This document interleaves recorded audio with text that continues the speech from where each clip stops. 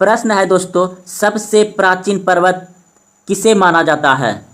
सबसे प्राचीन पर्वत किसे माना जाता है? ऑप्शन दिया है हिमालय को, अरावली को, एंडीज पर्वतमाला को या एटलस पर्वत को। अगर आप इस प्रश्न का उत्तर पहले से जानते हैं तो कमेंट बॉक्स में जरूर इस प्रश्न का उत्तर दीजिए। तो इस प्रश्न का उत्तर ऑप्शन नंबर बी हो जाएगा, अरावली। यह पर्वत जो है कि राजस्थान में है। अगला प्रश्न देखिए, सबसे नवीन पर्वत किसे माना जाता है? प्रश्न है, सबसे नवीन पर्वत किसे माना जाता है?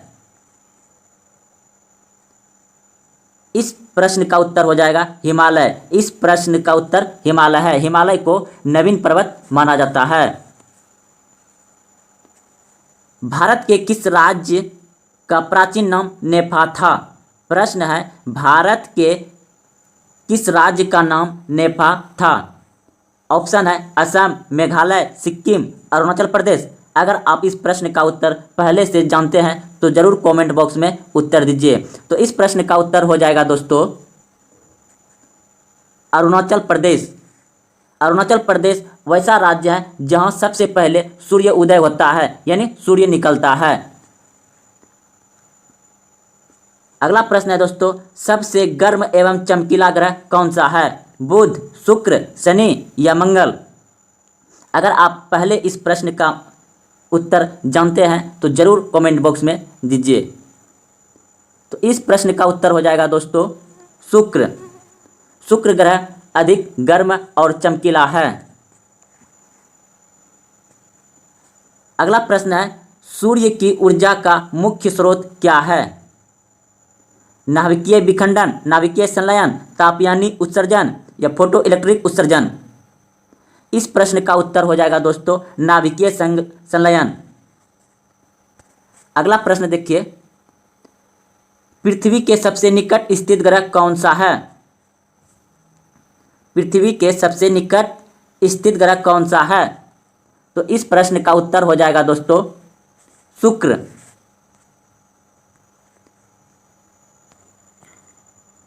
तो अगला प्रश्न देखते हैं दोस्तों। अगला प्रश्न है, बिना उपग्रह वाला ग्रह कौन सा है? जी हाँ दोस्तों, प्रश्न पूछ रहा है कि कौन सा ऐसा ग्रह है जिसके पास उपग्रह नहीं है। आप जान रहे हैं कि हमारे सौरमंडल में 8 ग्रह है और सभी के पास कुछ न कुछ उपग्रह जरूर है। तो वैसा ग्रह इसमें वह है जिसके पास उपग्रह नहीं है। तो वह प्रश्न का उत्तर हो जाएगा बुध और शुक्र। बुध और शुक्र के पास उपग्रह नहीं है। अगला प्रश्न देखिए। अगला प्रश्न कह रहा है दोस्तों, क्षुद्र ग्रह किन 2 ग्रह के बीच में स्थित है? शनि एवं अरुण के बीच, पृथ्वी एवं शुक्र के बीच, बृहस्पति एवं शुक्र के बीच या तो फिर बृहस्पति एवं मंगल के बीच? अगर आप इस प्रश्न का उत्तर पहले से जानते हैं तो कमेंट बॉक्स में जरूर दीजिए। तो इस प्रश्न का उत्तर हो जाएगा दोस्तों बृहस्पति एवं मंगल के बीच क्षुद्र ग्रह है। तो चलिए अगला प्रश्न देखते हैं। अगला प्रश्न है दोस्तों, भोर या सांझ का तारा किसे कहा जाता है? प्रश्न है, भोर या सांझ का तारा किसे कहा जाता है? यानी सुबह जो आप सबसे पहले तारा दिखाई देता है वह तारा कौन सा है, और शाम को जो सबसे पहले तारा दिखाई देता है वह तारा कौन सा है? तो वह तारा हो जाएगा दोस्तों शुक्र। इसलिए इसे सुबह या शाम का तारा कहा जाता है। चलिए अगला प्रश्न देखते हैं। अगला प्रश्न है दोस्तों, सबसे बड़ा ग्रह कौन सा है? सबसे बड़ा ग्रह कौन सा है? तो सबसे बड़ा ग्रह हो जाएगा गैनीमेड। यह जो है कि बृहस्पति का उपग्रह है। और सबसे छोटा ग्रह है डिमोस। यह ग्रह है मंगल का। अगला प्रश्न देखते हैं दोस्तों, विश्व जनसंख्या दिवस कब मनाया जाता है? यह तो बहुत आसान सवाल है दोस्तों। इस प्रश्न का उत्तर तो सभी जानते होंगे कि 11 जुलाई को मनाया जाता है। अगला प्रश्न देखिए दोस्तों, कह रहा है प्रश्न, सी ऑफ ट्रिग्विलिटी कहाँ पर स्थित है? पृथ्वी पर, शुक्र पर, मंगल पर या तो चंद्रमा पर? तो इस प्रश्न का अगर आप पहले से जानते हैं तो कमेंट बॉक्स में जरूर उत्तर दीजिए। तो इस प्रश्न का उत्तर हो जाएगा ऑप्शन नंबर डी, चंद्रमा पर। प्रश्न है, जनगणना का महान विभाजक वर्ष मनाया जाता है? प्रश्न है जनगणना का महाविभाजक वर्ष मनाया जाता है, कब से मनाया जाता है? तो यह हो जाएगा इस प्रश्न का उत्तर दोस्तों 1921 को। यह महाविभाजन वर्ष वह वर्ष है कि इस वर्ष जो है कि भारत में जनगणना के समय जाति में महाविभाजक वर्ष हुआ था। प्रश्न है भू स्थिर उपग्रह की ऊंचाई कितनी होती है? तो इस प्रश्न का उत्तर हो जाएगा 36,000 किलोमीटर। पृथ्वी के विपरीत दिशा में घूमने वाला ग्रह कौन सा है? जी हाँ दोस्तों, प्रश्न है पृथ्वी के विपरीत दिशा में घूमने वाला ग्रह कौन सा है? यानी पृथ्वी का उल्टा चक्कर लगाने वाला ग्रह है अरुण और शुक्र। अरुण और शुक्र जो है पृथ्वी का उल्टा चक्र लगाता है। प्रश्न है भारत का कुल लिंगानुपात प्रति 1000 पुरुष कितना है? प्रश्न कह रहा है दोस्तों भारत में 1000 पुरुष पर महिला कितना है? तो इस प्रश्न का उत्तर हो जाएगा 943 महिलाएं हैं। 1000 पुरुष पर 943 महिलाएं हैं। तो अगला प्रश्न देखिए दोस्तों, जनसंख्या का अध्ययन क्या कहलाता है? जनसंख्या का अध्ययन क्या कहलाता है?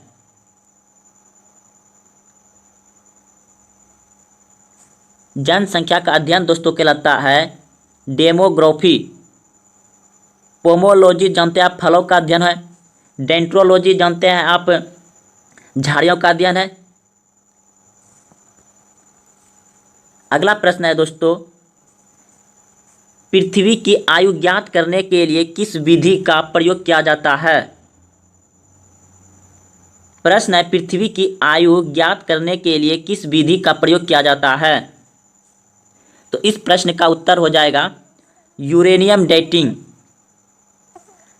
आप सभी यह मत सोचिएगा कि कार्बन C14 है, क्योंकि यह कार्बन C14 जो है दोस्तों यह पृथ्वी के अंदर खोदाई के समय जो पदार्थ मिलते हैं उस वस्तु का कितने वर्ष हो चुका है, यानी वह कितना पुराना है, उसे ज्ञात करने के लिए कार्बन C14 यानी C14 का प्रयोग किया जाता है।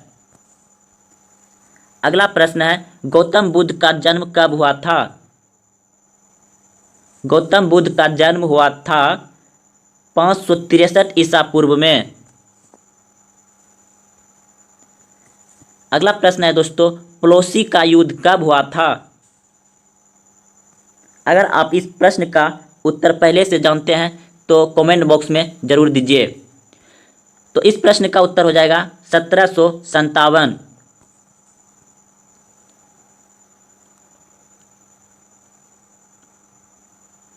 बक्सर का युद्ध कब हुआ था? प्रश्न है बक्सर का युद्ध कब हुआ था? तो बक्सर का युद्ध 1764 में हुआ था दोस्तों। यह प्रश्न तो सभी जानते होंगे कि मुस्लिम लीग की स्थापना कब की गई थी? तो मुस्लिम लीग की स्थापना 1906 में की गई थी।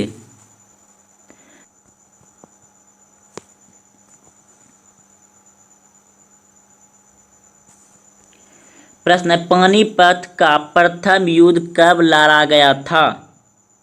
तो इस प्रश्न का उत्तर अगर आप पहले से जानते हैं तो कमेंट बॉक्स में जरूर दीजिए। तो पानीपत का पहला युद्ध लड़ा गया था 1526 में। प्रश्न है प्रथम भारतीय उपग्रह आर्यभट्ट कब छोड़ा गया था? तो यह उपग्रह आर्यभट्ट जो है कि 19 अप्रैल 1975 को रूस से छोड़ा गया था। प्रश्न है पानीपत का द्वितीय युद्ध कब लड़ा गया था? तो इस प्रश्न का उत्तर हो जाएगा 1556 ईस्वी में। प्रश्न है तराइन का द्वितीय युद्ध कब हुआ था? प्रश्न है तराइन का द्वितीय युद्ध कब हुआ था? तो इस प्रश्न का उत्तर दोस्तों 1192 में हुआ था और यह पहला युद्ध 1191 में हुआ था। पहला और यह दूसरा है।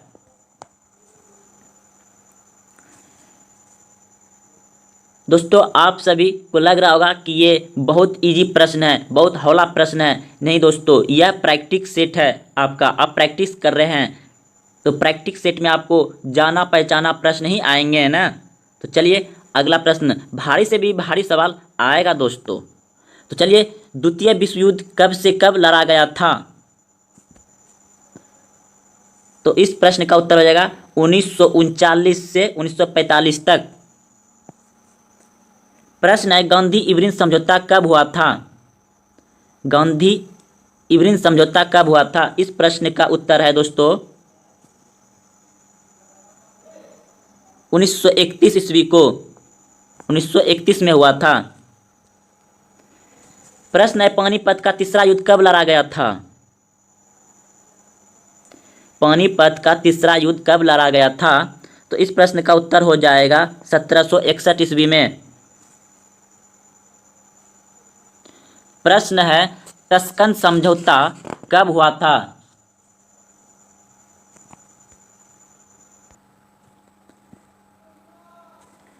प्रश्न है, तस्कन समझौता कब हुआ था?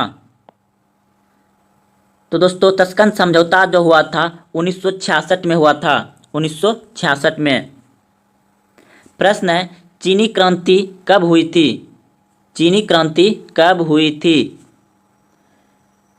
1905 में, 1921 में, 1911 में या 1924 में? तो चीनी क्रांति हुआ था दोस्तों 1911 में। अगला प्रश्न है, अंतरिक्ष में पहुंचने वाला प्रथम व्यक्ति कौन है? अगर आप इस प्रश्न का उत्तर पहले से जानते हैं तो कमेंट बॉक्स में जरूर आंसर दें। तो इस प्रश्न का उत्तर हो जाएगा दोस्तों यूरी गागरिन। यह पहला व्यक्ति था अंतरिक्ष में जाने वाला। तेजस क्या है? प्रश्न है, तेजस क्या है? अभी एक ट्रेन चला है लखनऊ से दिल्ली, वह नहीं, तेजस एक लड़ाकू विमान है। तेजस क्या है? एक लड़ाकू विमान है। विक्रम संवत कब प्रारंभ हुआ था? दोस्तों प्रश्न है, विक्रम संवत कब प्रारंभ हुआ था? तो यह इस प्रश्न का उत्तर हो जाएगा 58 ईसा पूर्व में, 58 ईसा पूर्व में।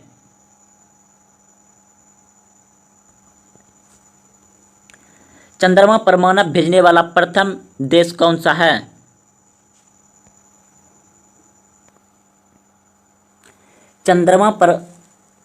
चंद्रमा पर मानव भेजने वाला प्रथम देश कौन सा है? तो इस प्रश्न का उत्तर हो जाएगा यूएसए, संयुक्त राज्य अमेरिका ने चंद्रमा पर प्रथम मानव भेजा था। तो अगला प्रश्न दोस्तों है, प्रथम अंतरिक्ष पर्यटक कौन है? तो प्रथम अंतरिक्ष पर्यटक दोस्तों कौन है? तो इस प्रश्न का उत्तर हो जाएगा डेनिस डिटो। अगला प्रश्न है, प्रथम विश्व युद्ध कब से कब लड़ा गया था? प्रथम विश्व युद्ध कब से कब लड़ा गया था? तो इस प्रश्न का उत्तर हो जाएगा दोस्तों 1914 से 1918 तक।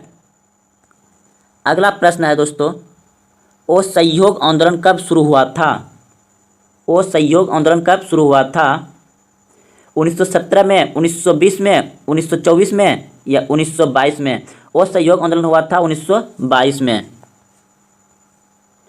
सर्वाधिक समय तक अंतरिक्ष में रहने वाला महिला कौन है? सर्वाधिक समय तक अंतरिक्ष में रहने वाला महिला कौन है? तो इस प्रश्न का उत्तर हो जाएगा दोस्तों सुनीता विलियम्स। प्रश्न है, सत्याग्रह आश्रम की स्थापना 1915 ईस्वी में हुई, इसका संस्थापक कौन थे? अगर आपको इस प्रश्न का उत्तर पहले से पता है तो उत्तर कमेंट बॉक्स में जरूर दीजिए। तो चलिए इस प्रश्न का उत्तर हो जाएगा दोस्तों महात्मा गांधी। जी हाँ दोस्तों, सत्याग्रह आश्रम की स्थापना 1915 ईस्वी में हुई, इसका संस्थापक था महात्मा गांधी। अगर बात करें गोपाल कृष्ण खगोले को, तो यह महात्मा गांधी के गुरु थे गोपाल कृष्ण खगोले। तो महात्मा गांधी का गुरु कौन था? गोपाल कृष्ण खगोले। यह भी प्रश्न पूछा जा सकता है। तो चलिए अगला प्रश्न की ओर। अगला प्रश्न है दोस्तों, भोपाल गैस कांड किस तिथि को हुआ था? प्रश्न है दोस्तों, भोपाल गैस कांड किस तिथि को हुआ था? अगर आपको इस प्रश्न का उत्तर पहले से पता है तो कमेंट बॉक्स में जरूर दीजिए। तो दोस्तों, भोपाल गैस कांड जो है कि 3 दिसंबर 1984 को हुआ था और यह एक फैक्ट्री में जो कि मिथाइल आइसोसाइनाइट गैस विस्फोट हुआ था, जिससे कि हजारों संख्या में आदमी की मौत हुई थी। तो चलिए अगला प्रश्न की ओर। अगला प्रश्न है दोस्तों, भारत का शेक्सपियर किसे कहा जाता है? तुलसीदास को, जयशंकर प्रसाद को, कालिदास को, हरिवंश राय बच्चन को? तो इस प्रश्न का उत्तर हो जाएगा दोस्तों, कालिदास को भारत का शेक्सपियर कहा जाता है। अगर बात करें हरिवंश राय बच्चन की, तो यह कौन बनेगा करोड़पति? यानी अमिताभ बच्चन का श्री पिताजी है। अमिताभ बच्चन का यह पिताजी है, हरिवंश राय बच्चन। तो अगला प्रश्न देखिए दोस्तों, अगला प्रश्न है आपका, वायुमंडल का दबाव मापा जाता है।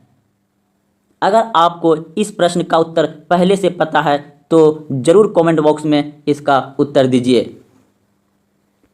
तो इस प्रश्न का उत्तर हो जाएगा बैरोमीटर। बैरोमीटर से वायु दाब का मापा जाता है। अगर बात करें ये हाइग्रोमीटर की, तो यह मीटर जो है वायुमंडल की आर्द्रता को मापा जाता है। आर्द्रता यानी कि वाष्प यानी कि नमी जो कि हवा में पानी की मात्रा को मापा जाता है। अगर बात करें ये अल्टीमीटर का, तो ये वायुयान की ऊंचाई को मापा जाता है इस यंत्र से। तो चलिए अगला प्रश्न की ओर देखते हैं। अगला प्रश्न है दोस्तों, स्तनधारियों में लाल रक्त रुधिर कणिकाओं का निर्माण कहाँ होता है? प्रश्न है दोस्तों, स्तनधारियों में लाल रुधिर कणिकाएं कहाँ निर्माण होता है? अगर बात करें दोस्तों रुधिर की यानी रक्त का बात करें तो रक्त 2 प्रकार के होते हैं, लाल रुधिर कण और सफ़ेद रुधिर कण, जिसे हम लाल रुधिर कण को क्या कहते हैं? आरबीसी, और सफ़ेद रक्त कण को क्या कहते हैं? डब्ल्यूबीसी। तो आरबीसी का जीवन काल होता है 20 से 120 दिन और सफ़ेद रक्त कण का जीवन काल होता है 1 से 4 दिन।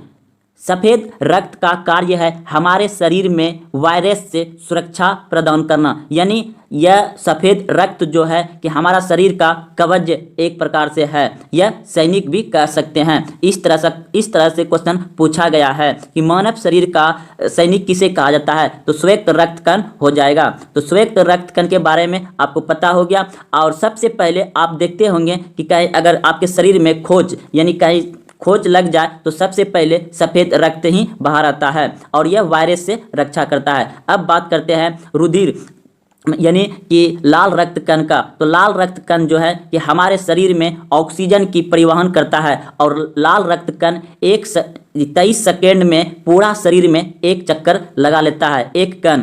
तो लाल रक्त कण हीमोग्लोबिन के कारण लाल होता है, आप जान गए। तो चलिए इस प्रश्न का उत्तर हो जाएगा आपका अस्थि मज्जा में लाल रक्त का निर्माण होता है। अगर बात करें हम यकृत की, तो मानव शरीर का सबसे बड़ी ग्रंथि यकृत होता है दोस्तों। अगर बात करें हम ये वृक्क का, तो यह जो है रक्त को शुद्धिकरण करता है। तो चलिए इस प्रश्न का उत्तर था आपका लाल रक्त रुधिर कणिकाएं कहाँ बनता है? तो यह बनता है अस्थि मज्जा में। तो चलिए अगला प्रश्न है दोस्तों, सूर्य क्या है? एक ग्रह का टुकड़ा, एक धूमकेतु या एक तारा?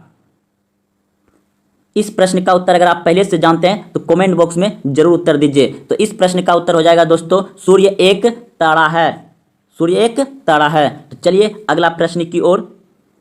प्रश्न है दोस्तों, 10 रुपये के नोट पर हस्ताक्षर होता है। 10 रुपये के नोट पर किसका हस्ताक्षर होता है? तो 10 रुपये के नोट पे जो हस्ताक्षर होता है दोस्तों, वह रिजर्व बैंक के गवर्नर के होते हैं। 1 रुपये से जो कम 1 रुपया या 1 रुपये से जो कम होते हैं वह वित्त सचिव का होता है दोस्तों, भारत सरकार के। अगर बात करें अभी वर्तमान में, तो भारतीय रिजर्व बैंक के गवर्नर है शक्तिकांत दास। यह 3 साल के लिए बने हैं,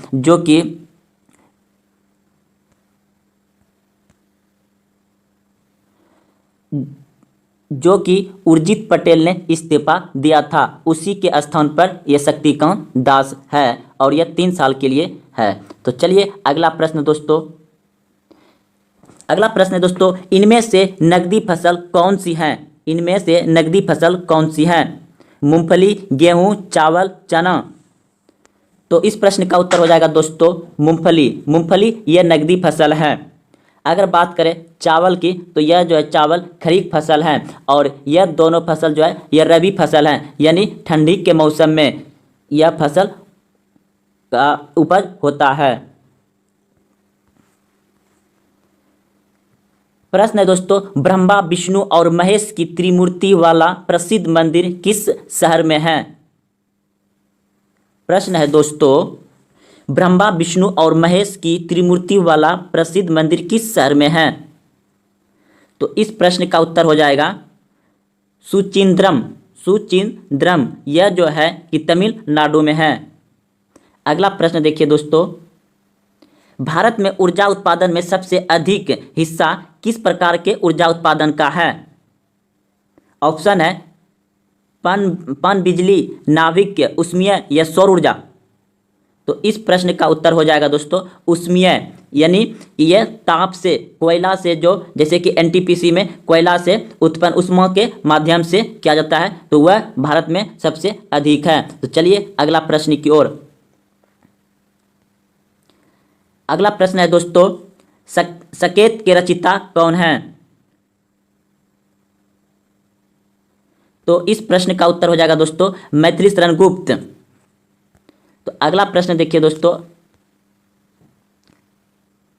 अगला प्रश्न है साइकिल, स्कूटर आदि में बॉल बेयरिंग का उपयोग किया जाता है जिससे पहिए और धुरी के बीच घर्षण घट जाएगा, पहिए और धुरी के बीच घर्षण बढ़ जाएगा, भूमि और पहिए के बीच घर्षण घट जाएगा, इनमें से कोई नहीं। तो इस प्रश्न का दोस्तों अगर आपको पहले से अगर यह प्रश्न को समझ लिए होंगे, यह काफ़ी आसान प्रश्न है और इस प्रश्न का उत्तर हो जाएगा ऑप्शन नंबर ए, पहिए और धुरी के बीच घर्षण घट जाएगा। तो चलिए अगला प्रश्न देखिए। अगला प्रश्न है दोस्तों, सूक्ष्म बैटरी सेल में किस प्रकार की कार्य शक्ति संग्रहित है? प्रश्न है दोस्तों, सूखा बैटरी में कौन सा ऊर्जा रहते हैं? तो इसमें यांत्रिक ऊर्जा, विद्युत ऊर्जा या ऊष्मा ऊर्जा या रासायनिक ऊर्जा। तो सूक्ष्म बैटरी, जो बैटरी दोस्तों हम लोग रिमोट और ये क्या टॉर्च, एवर रेडी, ये बैटरी, निपो बैटरी, ये सभी जो है सूक्ष्म बैटरी है। इसे चार्ज नहीं किया जाता है, एक बार चार्ज किया जाता है उसके बाद वह बेकार हो जाता है, तो उसे सूक्ष्म बैटरी कहते हैं। तो वह उसमें जो ऊर्जा रहता है दोस्तों वह रहता है रासायनिक ऊर्जा।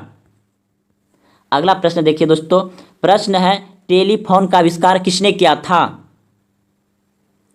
टेलीफोन का आविष्कार किसने किया था? अगर आप इस प्रश्न का उत्तर पहले से जान रहे हैं तो कमेंट बॉक्स में उत्तर जरूर दीजिए।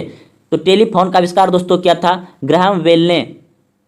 तो अगला प्रश्न देखिए दोस्तों, अगला प्रश्न है सार्वत्रिक रुधिरदाता का समूह होता है, कह रहा है कौन सा रक्त ऐसा है जो कि सार्वदाता है इनमें से? तो आप जानते हैं ब्लड ग्रुप जो होता है, रक्त का जो समूह होता है, ग्रुप होता है, वो 4 समूह है और उस समूह में से कौन सा ऐसा समूह है जो कि सार्वदाता यानी कि सभी को वह रक्त दे सकता है? तो आप जानते हैं ओ पॉजिटिव है। ओ पॉजिटिव, ओ रक्त जो है कि ये सभी को दे सकता है।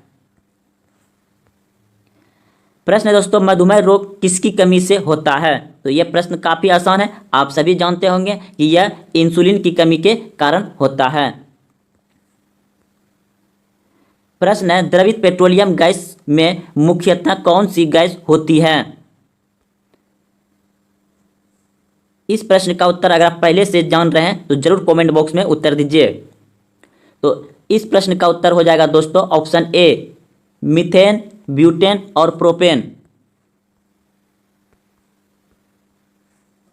चलिए अगला प्रश्न है दोस्तों, नील नदी की देन किसे कहा जाता है? नील नदी की देन किसे कहा जाता है? इस प्रश्न का उत्तर हो जाएगा दोस्तों मिस्र। मिस्र को नील नदी का देन कहा जाता है। रेशम का सर्वाधिक उत्पादन किस राज्य में होता है? रेशम का सर्वाधिक उत्पादन किस राज्य में होता है? दोस्तों यह कर्नाटक में होता है। और रेशम जो कि है वह शहतूत के कच्चे पदार्थ, कच्चे माल से बनाए जाते हैं, शहतूत के। और शहतूत सर्वाधिक मात्रा में जो है कर्नाटक में होता है, जो जिससे रेशम प्राप्त किया जाता है। निम्नलिखित में से कौन सा दक्षिण भारत का हिल स्टेशन के नाम से जाना जाता है? तो इस प्रश्न का उत्तर हो जाएगा दोस्तों ऊटी। ऊटी एक बहुत अच्छा सुंदर पर्यटक स्थल है, यानी कि घूमने वाला बहुत अच्छा स्थान है। यह जो है ऊटी आपका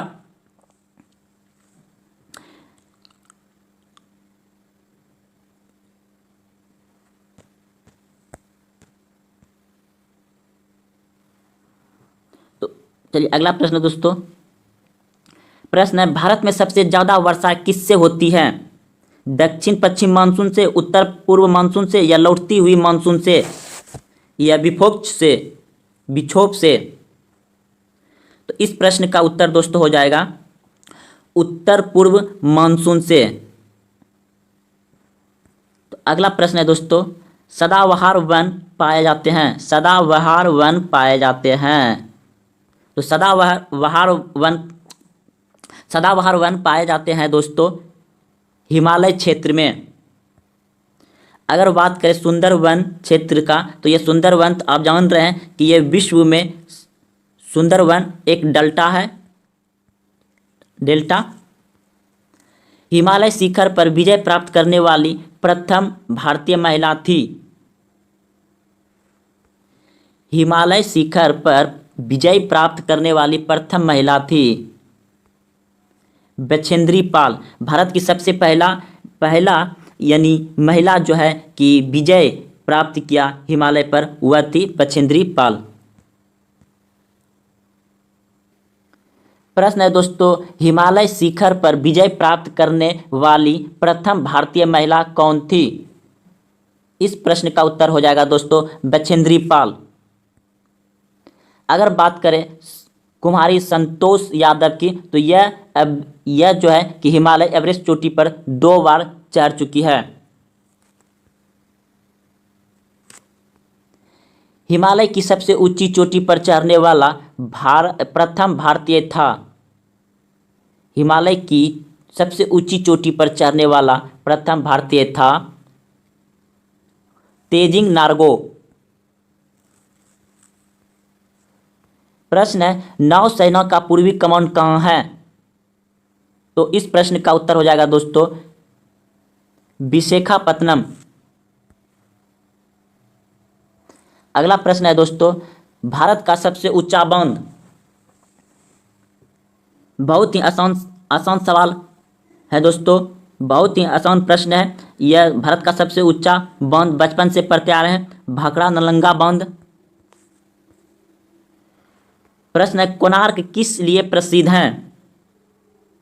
सूर्य मंदिर के लिए, कृष्ण मंदिर के लिए, या शिव मंदिर के लिए, या रथ यात्रा के लिए?